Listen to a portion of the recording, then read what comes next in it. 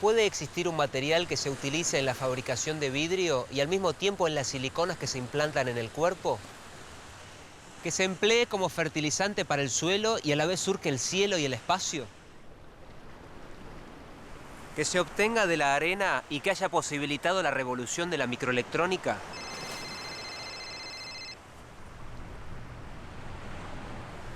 La respuesta es sí. Y sí también es su símbolo químico. Vamos a conocer el material que mayor impacto tuvo en la humanidad en los últimos tiempos: el silicio.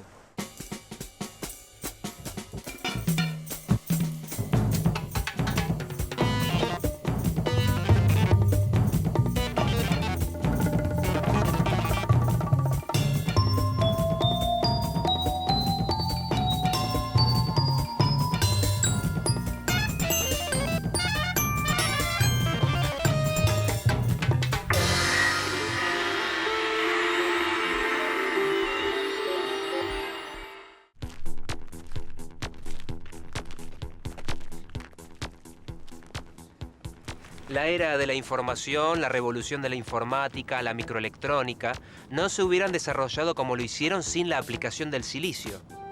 Pero ¿cómo y dónde se encuentra este elemento que de alguna manera cambió nuestra forma de vivir? El silicio compone alrededor del 20% de la corteza terrestre y es el segundo elemento más abundante después del oxígeno. Se encuentra en la tabla periódica de los elementos en el grupo 14 e integra la familia del carbono. Pero a diferencia del carbono, no se halla en la naturaleza en estado puro, sino que se encuentra generalmente combinado con oxígeno, por lo que forma óxidos de silicio y silicatos. El silicio es parte de cristales de roca, cuarzo lechoso, amatistas, cuarzo rosado y cuarzo ahumado. El dióxido de silicio abunda en distintas formas como cuarzo, ágata, jaspe, carnelia, ópalo y pedernal. La arena es en gran parte dióxido de silicio y la mayoría de las rocas comunes contienen silicio, excepto las calizas o las dolomitas.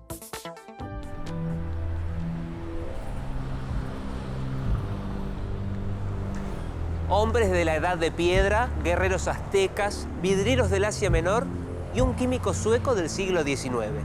¿Qué tienen en común estas personas separadas en el tiempo por miles de años? Ellos forman parte de la historia del silicio, material que oficialmente fue descubierto en 1823, aunque en realidad su uso se remonta casi a los primeros hombres que habitaron la Tierra. Con pedernal o sílice, los hombres de la era paleolítica crearon las primeras herramientas de la humanidad, probablemente debido a la abundancia de estas rocas, a su dureza y a su facilidad de ser trabajadas. El pedernal fue fundamental en el desarrollo de la civilización. El hombre lo usó para generar chispas y tener acceso a la tecnología del fuego. La obsidiana es una roca que se presenta como vidrio volcánico y era la más utilizada ya que permitía obtener hojuelas afiladas como navajas. Fue usada en puntas de flechas por las tribus andinas y también por los aztecas en armas con las que podían cercenar el brazo de un enemigo. Materiales que hoy empleamos como la arcilla y el vidrio también son compuestos de silicio y fueron utilizados desde épocas remotas. La arcilla, constituida por silicatos, se usaba en alfarería y en construcción. En cuanto al vidrio, no se sabe cuándo ni cómo fue descubierto, pero por objetos encontrados, se presume que se halló probablemente en Asia Menor antes del año 12.000 a.C. Hasta 1787 se asumía que el sílice era un elemento. Sin embargo, en ese año, Lavoisier sugirió que este material era un óxido de algún otro elemento desconocido. Aparentemente, Gay-Lussac y Thénard fueron los primeros en producir silicio en 1811. Pero el descubrimiento se atribuyó al químico sueco Jöns Berzelius, quien en 1823 logró aislarlo por primera vez de sus compuestos, con lo que obtuvo un polvo grisáceo que hoy se conoce como silicio amorfo. El silicio se produjo en forma repetitiva recién en 1854, cuando Saint-Clair de Ville cristalizó este elemento de una fundición electrolizada de mezclas con sustancias cloradas.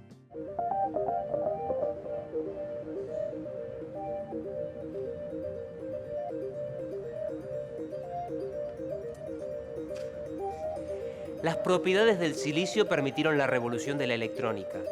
Y en vista de su impacto en la vida moderna, algunos autores afirman que ya estamos en una nueva era, la del silicio. Pero ¿cuáles son las propiedades fundamentales de este elemento?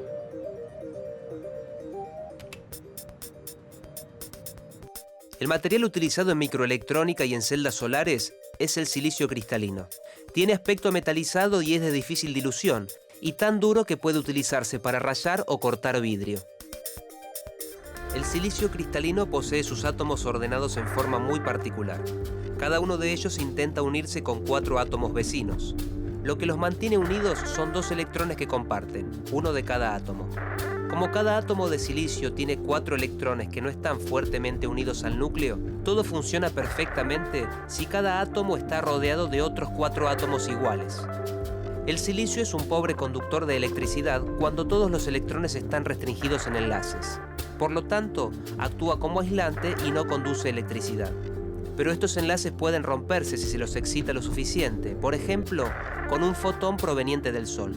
El fotón energético empuja al electrón, liberando el enlace y transmitiendo su energía para que se produzca un movimiento de electrones, es decir, corriente eléctrica. Una vez liberado del enlace, el electrón puede moverse a través del silicio y contribuir al flujo de la corriente eléctrica, actuando como los conductores. Debido a que en ocasiones el silicio actúa como aislante y si se lo excita actúa conduciendo electricidad, recibe el nombre de material semiconductor. Esta propiedad lo convierte en vital para la microelectrónica y para el funcionamiento de las celdas solares, en las que los fotones del Sol son los que excitan a los electrones y generan la corriente eléctrica. En el silicio en forma cristalina existe un orden en la disposición de los átomos, y dependiendo del alcance de este orden, se los clasifica en microcristalino, cuando el tamaño de los cristales alcanza desde algunos nanómetros hasta el micrón, policristalino, cuando los cristales tienen alrededor de 1 centímetro, y monocristalino, cuando el monocristal, constituido por un único cristal, se fabrica de forma cilíndrica y puede tener hasta 30 centímetros de diámetro y 1 metro o más de largo. El silicio puro también puede presentarse en forma amorfa. El silicio amorfo es un polvo grisáceo, más activo químicamente que la variedad cristalina y con distintas características eléctricas. También suele usarse en celdas solares, aunque su rendimiento es menor porque se degradan con el tiempo, pero su obtención es más económica.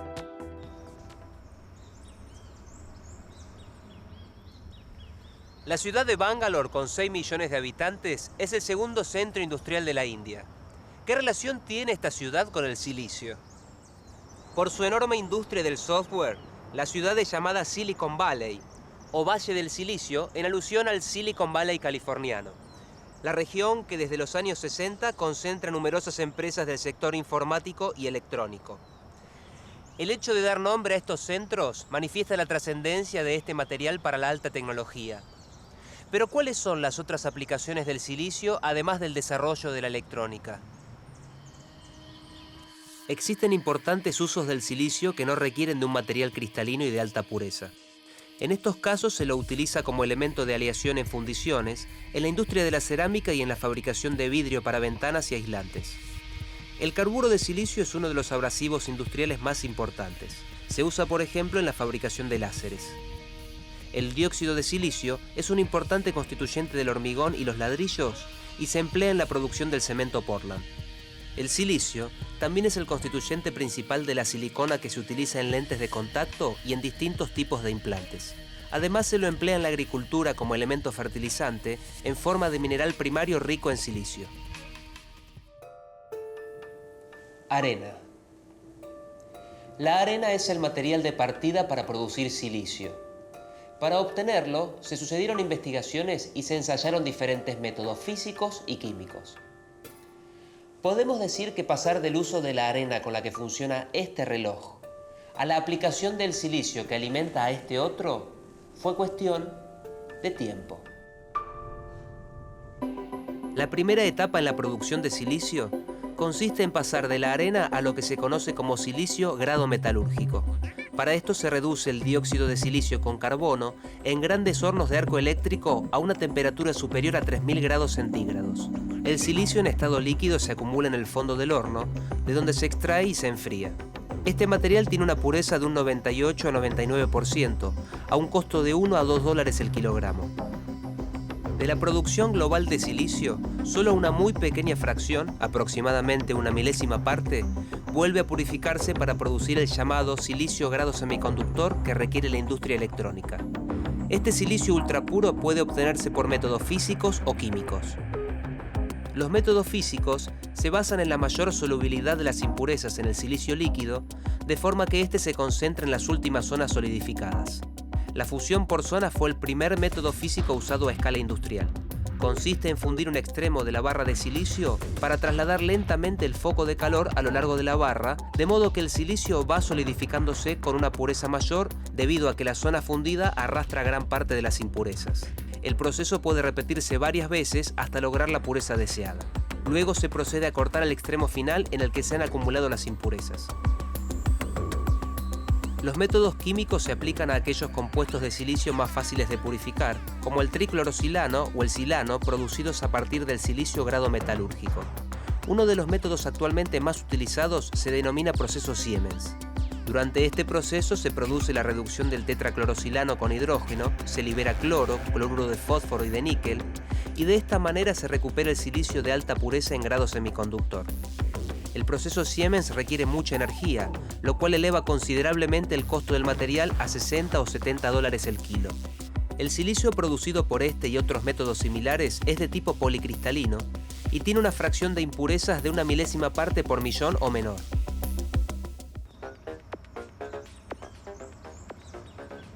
¿Cómo se llega desde el silicio a una celda solar o a un circuito integrado de una computadora portátil? En principio, a partir del silicio puro hay que llegar al silicio cristalino.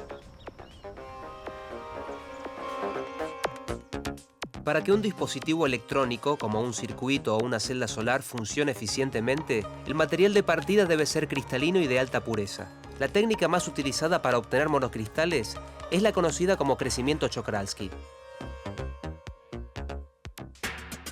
El silicio se funde en un horno bajo atmósfera inerte y en la fundición se introduce lo que se denomina una semilla. Se trata de un monocristal de silicio con la orientación cristalina con la que se desea hacer crecer el lingote. La semilla se rota respecto del crisol y se tira hacia arriba. El proceso se hace a velocidades y temperatura controladas. Los átomos de silicio se pegan a la semilla y copian su estructura cristalina. El silicio comienza a solidificarse a medida que sale de la fundición y se obtiene un lingote cilíndrico que puede llegar a los 15 centímetros de diámetro y puede alcanzar de 1 a 2 metros de longitud. En la fundición del silicio se pueden introducir impurezas controladas como trazas de fósforo o boro. Este proceso se denomina dopado y dependiendo de cuáles sean esas impurezas, se obtendrá un tipo específico de silicio.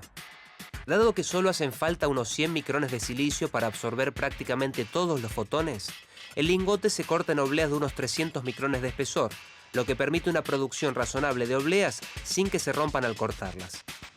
Finalmente, por medio de un ataque químico, se elimina el daño superficial producido por el corte. Producidas estas obleas, el paso siguiente es obtener a partir de ellas las celdas solares, los dispositivos electrónicos o los circuitos integrados.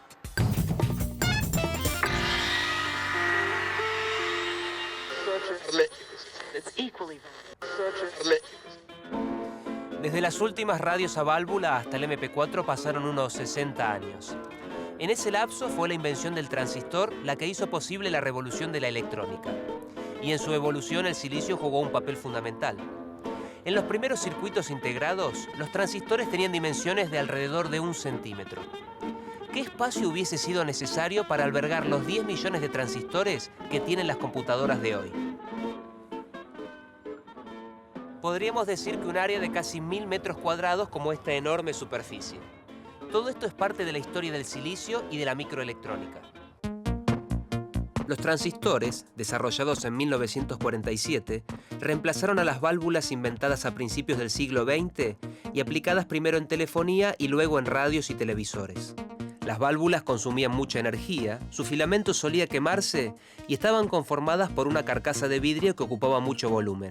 Los transistores, desarrollados por 3 físicos estadounidenses, resolvieron esos inconvenientes y abrieron el camino que, junto con otras invenciones, como la de los circuitos integrados, potenciaron el desarrollo de las computadoras, de los electrodomésticos y hasta de los teléfonos celulares.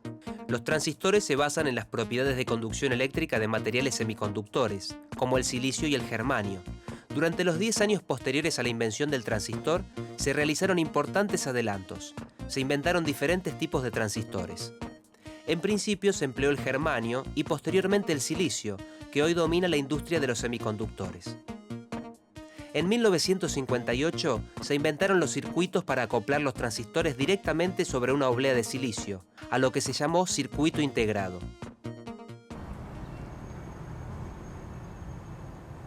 ¿Qué tienen en común un automóvil, un celular, una computadora y un horno microondas? Podemos responder con una sigla, CI, circuitos integrados. La integración a gran escala de sistemas basados en transistores, en circuitos integrados o chips, comenzó en los años 80.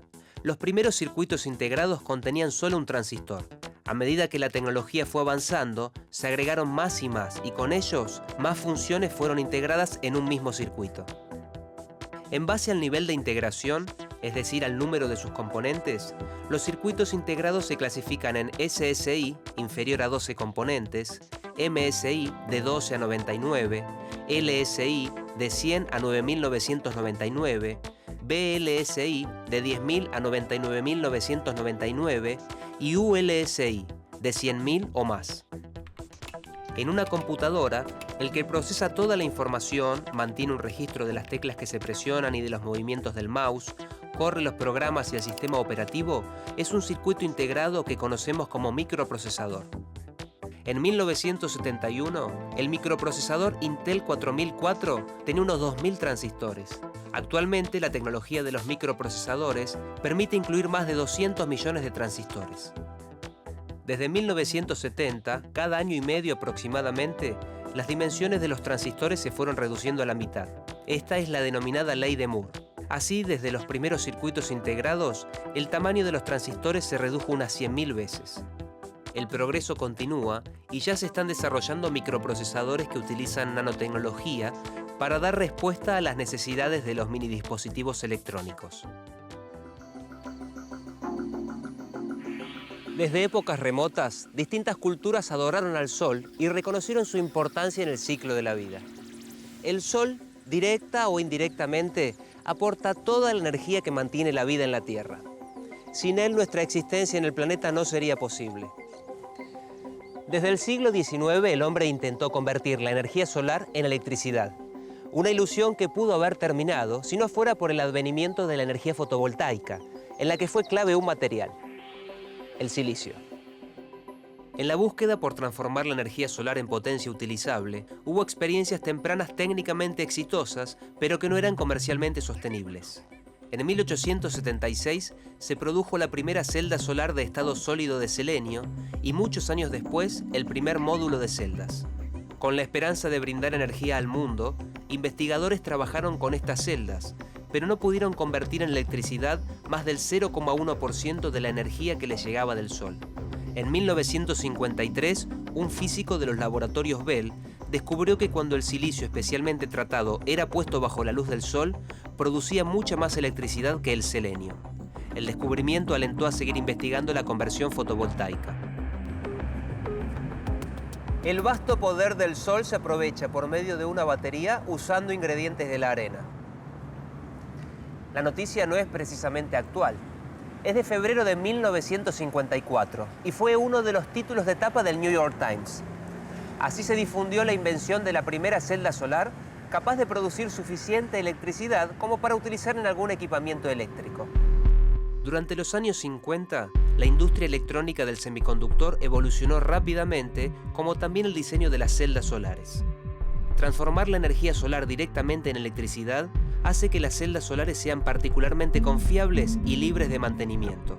Esto, junto a la necesidad de tener energía más allá de la carga que era capaz de almacenar una batería, animó a los investigadores a utilizar las celdas solares como fuente de energía de los primeros vehículos espaciales. La primera vez que se emplearon en un satélite fue en 1958 en el Vanguard 1. Se utilizaron 6 pequeños módulos de celdas de silicio que proveían energía eléctrica a un transistor de germanio, cuya señal fue recibida por más de 4 años.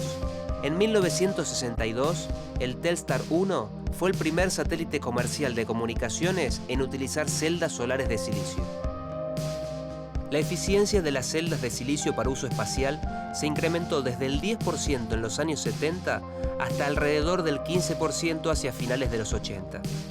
Actualmente la tecnología fotovoltaica puede alcanzar valores cercanos al 30%. Las celdas solares han sido una efectiva fuente de energía por más de 35 años, tanto en satélites como en distintos vehículos espaciales. El desarrollo de estas y otros nuevos tipos de celdas para uso espacial continúa en busca de mejorar su eficiencia, confiabilidad y costo. En diciembre de 1998, el transbordador espacial Endeavour puso en órbita un satélite argentino, el SAC-A, desarrollado por la Comisión Nacional de Actividades Espaciales. El satélite incluye un conjunto de celdas solares de silicio monocristalino fabricadas aquí, en la Comisión Nacional de Energía Atómica. Fue el primer experimento de celdas argentinas en el espacio. El Grupo Energía Solar de la Comisión Nacional de Energía Atómica tiene una amplia trayectoria en lo que es energía solar y en particular en lo que es la conversión fotovoltaica, o sea, transformar directamente la energía del sol en electricidad a través de las celdas solares. Y bueno, el hecho de que nosotros sabíamos fabricar celdas solares, o sea, teníamos la tecnología para esto, la gente de la Comisión Nacional de Actividades Espaciales nos contactó brindándonos la posibilidad de colocar celdas de silicio fabricadas acá en la CONEA en un satélite experimental que estaban desarrollando, que era el satélite SAC-A. Por supuesto que aceptamos este desafío y tuvimos que pasar rápidamente de celdas que tienen tecnología para uso terrestre a aprender a hacer las celdas y todo lo que tiene que ver con armar un panel que pueda resistir las condiciones en el espacio, o sea, un panel que iba a ir sobre un satélite. La vida útil de celdas en el espacio tiene que ver con cómo se van a degradar estas celdas, fundamentalmente por el bombardeo que van a recibir de protones y electrones. Esto lo que hace es dañar la estructura cristalina de la celda, y esto va a hacer que la celda funcione cada vez peor, o sea que vaya entregando cada vez menos corriente, o sea que su eficiencia vaya bajando. Entonces, simplemente uno hace un diseño donde inicialmente está sobrando energía, pero se asegura que después del, digamos, cercano allá al último año, donde el satélite todavía necesita funcionar con todo el equipamiento, digamos, al 100%, va a tener la energía que necesite para este funcionamiento, digamos. Ahora la Argentina, a través de la Comisión Nacional de Energía Atómica, tiene celdas que han sido fabricadas acá en el país que fueron calificadas para uso espacial. Eso creo que es la conclusión más importante, digamos, además del orgullo propio de decir, bueno, nuestras celdas han funcionado a bordo de este satélite. Luego de esta primera experiencia, el Grupo Energía Solar de la Comisión Nacional de Energía Atómica hoy trabaja, junto a un grupo interdepartamental del Centro Atómico Constituyentes, en el desarrollo de paneles solares para misiones satelitales previstas en el Plan Espacial Nacional. Acá se puede ver estos dos sensores de silicio fabricados en este laboratorio, que fue colocado en uno de los paneles solares para una misión satelital de SAC-D Aquarius. Si el panel se encuentra bien orientado, los dos sensores van a recibir la misma cantidad de radiación. Si el panel está desorientado con respecto al Sol, la señal que recibe cada sensor es distinta. Entonces el satélite posee una rueda de inercia que lo que hace es corregir la orientación de ese panel solar. Y cuando los sensores indican que la radiación es igual para ambas caras del soporte, el panel está correctamente orientado y el satélite detiene su rueda de inercia.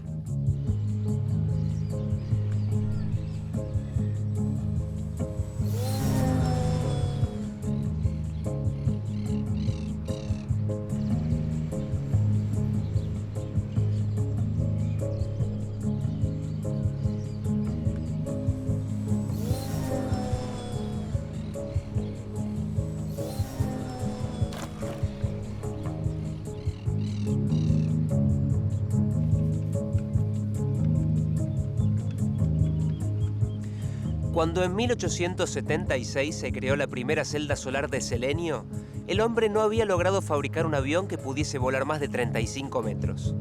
Curiosamente, la primera y por entonces única aplicación de las celdas solares de silicio luego de muchos años de evolución fue el uso espacial. Los materiales más utilizados en celdas fotovoltaicas para paneles espaciales son el arseniuro de galio y el silicio. La diferencia entre los módulos fotovoltaicos para uso terrestre y para uso espacial radica en la protección que se le da a cada uno para preservarlo del medio ambiente. En el espacio existen factores como el bombardeo de partículas atrapadas por el campo magnético terrestre, mayor radiación ultravioleta, micrometeoritos y mayores ciclados térmicos que deterioran la vida útil de los paneles de los satélites. En la Tierra, el módulo se ve expuesto a los factores climáticos, sobre todo la humedad, que deterioran las celdas y los contactos si no se los protege. Podemos pensar que los usos principales son abastecer parcialmente o en su totalidad la energía fotovoltaica en casas, teléfonos de emergencia en las rutas, esos están abastecidos por paneles fotovoltaicos, y en pequeñas aplicaciones, bueno, hay desde juguetes hasta calculadoras, relojes, luminarias autónomas que pueden ponerse en jardines, etc. Y esto es en cuanto al uso. Ahora, si hablamos de los materiales, hoy en día sigue siendo el silicio el material que más se encuentra en las celdas fotovoltaicas. Los paneles más grandes en general son de silicio monocristalino o policristalino. El policristalino tiene un poco menos de eficiencia que el monocristalino, pero compensa un poco con el costo. O sea que son los dos, creo que son los principales, los más usados. Este que tengo acá, que pueden ver, es uno de silicio policristalino. No sé, se llega a ver que se ven como manchas con distintas tonalidades. Eso es típico de los paneles policristalinos, mientras que si fuera monocristalino se vería un color parejo.